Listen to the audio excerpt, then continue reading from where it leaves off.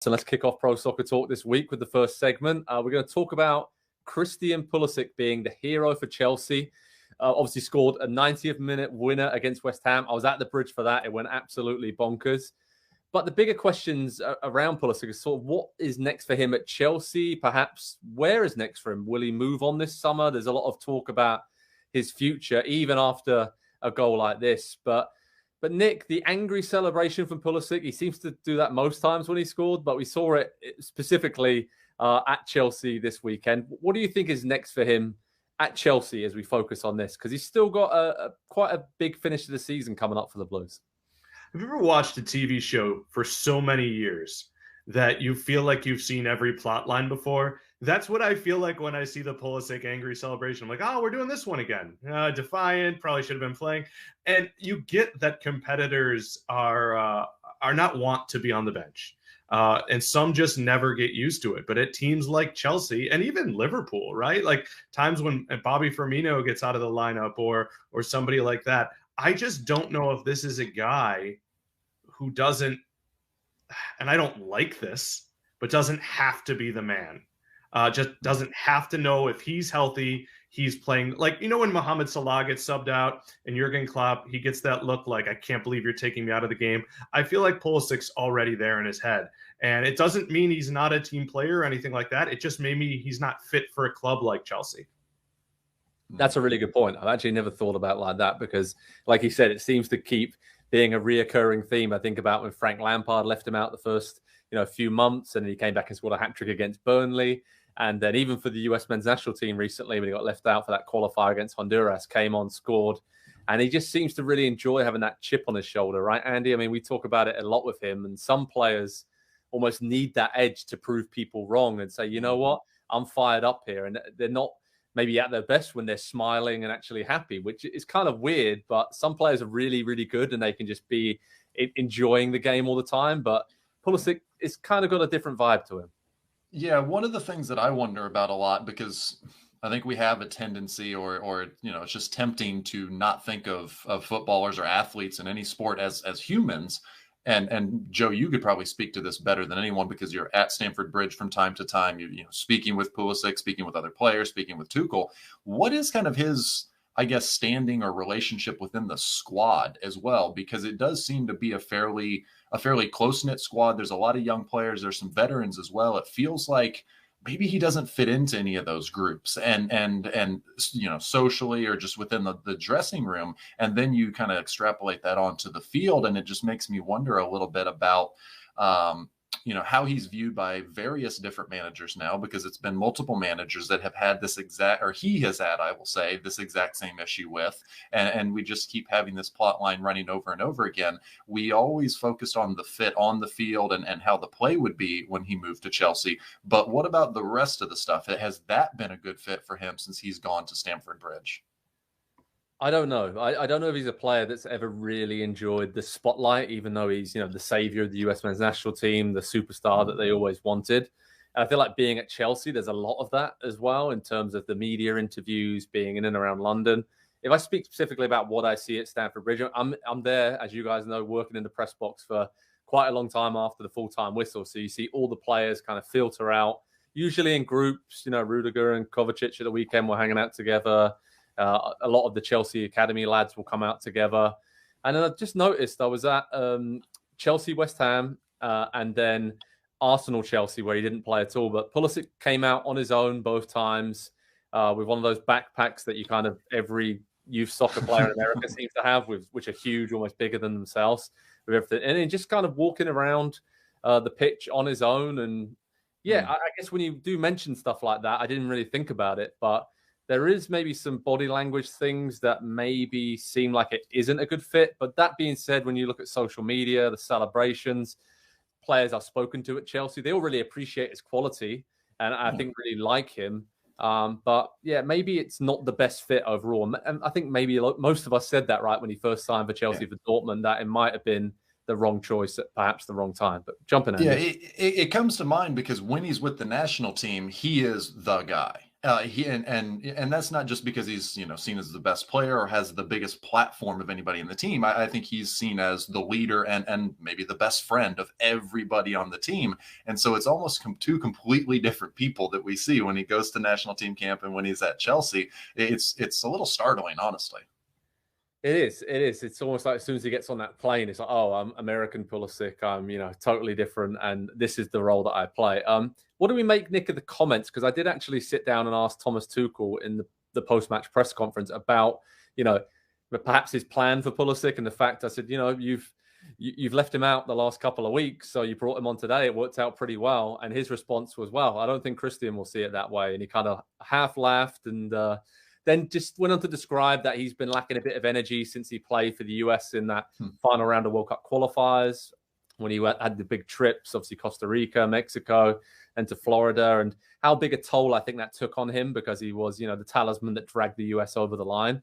But yeah, he kind of just said as well that he got a lot of chances earlier in the season, and now it's Timo Werner and Kai Havertz have been playing pretty well in recent weeks. And Pulisic came out, not in response to that, but in a separate interview and said, I had to prove myself that I wanted to be on the pitch and wanted to be playing.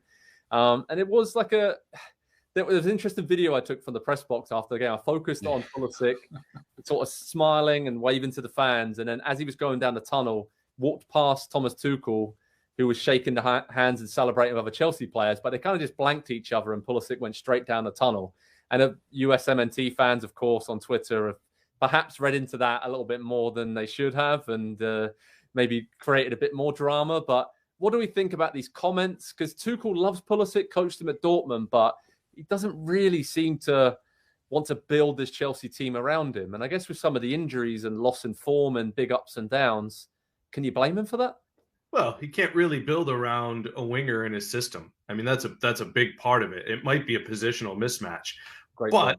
All that said, I think Tuchel's comments are essentially a long, if this was a sitcom, it'd be saying that's Christian. Like, I think there's an understanding that this is the guy, this is the competitor, this is how he functions.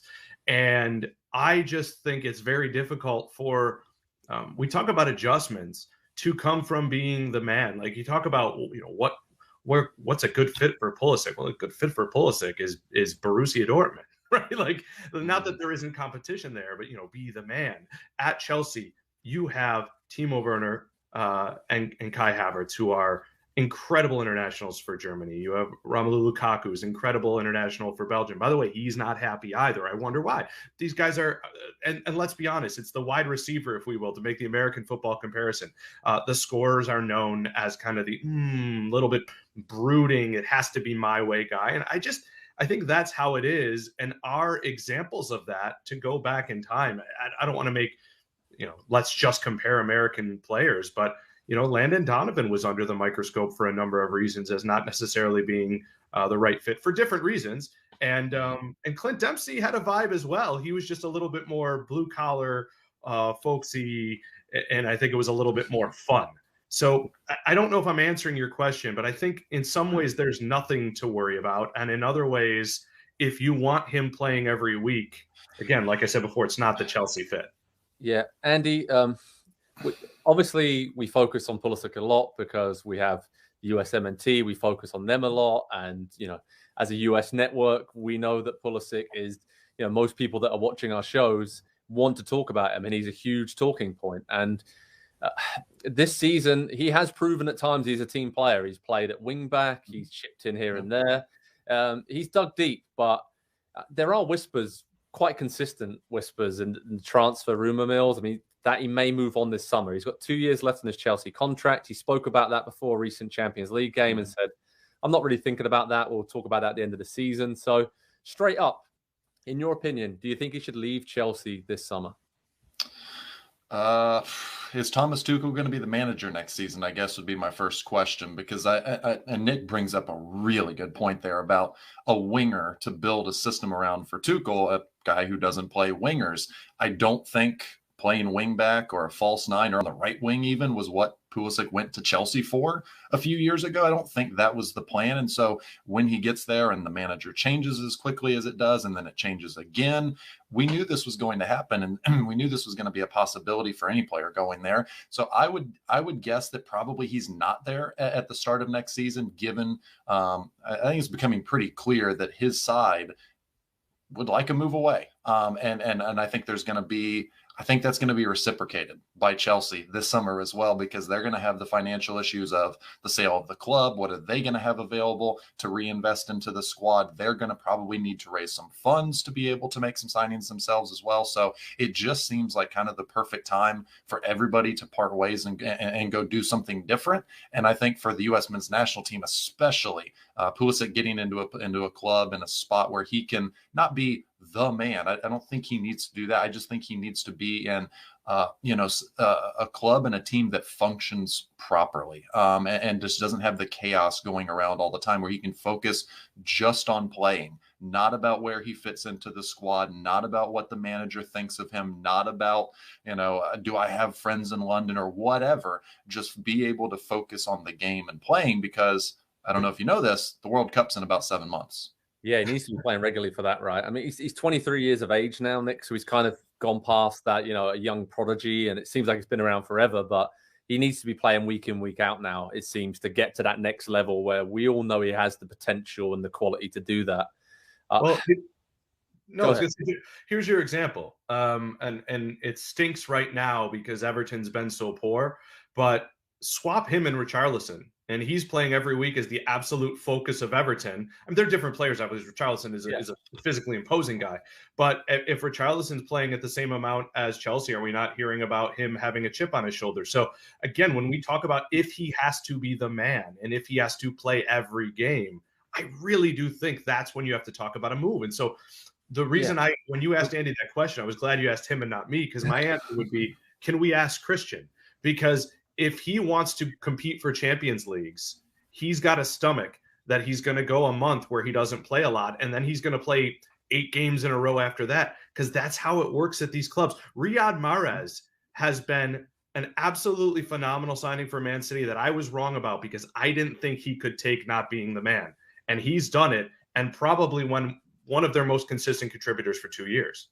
Yeah, absolutely. I think the big question now is, if he does leave Chelsea, where should he go? What caliber, what level of team? Because, Barcelona have been linked. There's been links with perhaps going to Bayern Munich or even Juventus. Some of the finances, you're not sure, because Chelsea will be asking for a lot of money for him with 2 years left on his contract and all the other commercial viability around him. Of course, Chelsea's situation, I think, just delays things a little bit. The fact that the new ownership situation is dragging on a little bit longer. I've already seen Antonio Rudiger leaving because of that, and I think maybe some Chelsea players are maybe just getting a little bit edgy about their futures and how do I fit into this, and perhaps I want to move on, and to get those wheels in motion. But personally, you brought up Everton, Nick. I know we've spoken about this personally.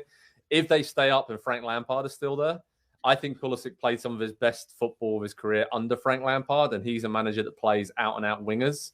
And that might be a good fit. A step down from Chelsea, of course. But if they do stay up, I think he can do a lot worse than going there and being the main man. Because I do think, taking it full circle, I do not think he's a player that really wants to sit on the bench. Again, I'm not saying it's a team player. Just looking at everything in his career and how sort of annoyed he seems to get and not playing. And every player wants to play, I get it. But he seems to be a player that needs to be playing week in, week out to be at his best. Look at all his good spells for the US and for Chelsea.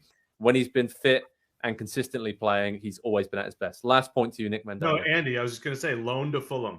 Who says no? Fulham? Yeah, no. Full America. No, that's... He plays every game. Yeah. Okay. No disrespect to Fulham, but he needs to be at a higher level than that. He needs to be in a team that functions properly and in a word, defends as well. Okay. All right. So that rules out Everton. That rules out Man United. That rules out a lot of teams that probably within the Premier League he could go to. Man United's a good one. Obviously, we've all seen the photo of him outside Old Trafford as a youngster, so maybe it was meant to be. But let's see what the rebuild there, how that goes under Erik ten Hag. And let's see how the summer goes for Christian Pulisic. It's going to be really interesting. So we'll have the latest transfer news, US men's national team news. Obviously, will be in action for the US this summer in plenty of games. over at Pro Soccer Talk on NBCSports.com. We'll have all that good stuff. And a really intriguing storyline, I think, to see how things play out for Christian Pulisic in the final weeks of this Premier League season. And he's got the FA Cup final, don't forget. And I feel like the stars are written there for him to be a bit of a hero, especially against Liverpool. Hi there, I'm Rebecca Lowe, studio host for NBC's coverage of the Premier League. Don't forget to hit subscribe to watch highlights all season long, and be sure to tune in for Premier League mornings every weekend at 7 a.m. Eastern. And for even more content, head over to Peacock, where we've got live games, original series, and a dedicated round-the-clock Premier League channel featuring studio shows, classic matches, and much more.